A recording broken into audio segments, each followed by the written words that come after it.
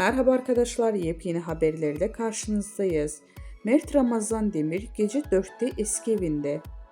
Mert Ramazan Demir kız arkadaşıyla sabaha karşı 4'te Cihangir'deki eski evine girerken görüntülendi. Cihangir'de oturan Mert Ramazan Demir geçen yıl sevgilisi Afra Saraçoğlu ile birlikte Ulus'taki bir eve taşınmıştı. Ünlü oyuncu eski evine geri döndü. Mert Ramazan Demir geçtiğimiz çarşamba gecesi saat 4'te Cihangir'deki evine girerken görüntülendi. Üstelik yalnız değildi. Çarşamba akşamı Cihangir'de giren Mert Ramazan Demir mekandan sabaha karşı genç bir kadınla ayrıldı. İkili Demir'in eski evine yürürken objektiflere yansıdı. Apartmanın kapısının arkadaşı anahtarla açarken oyuncu muhabirlerin sorularına cevap verdi. Evime geldim, iyi geceler diyerek içeri girdi.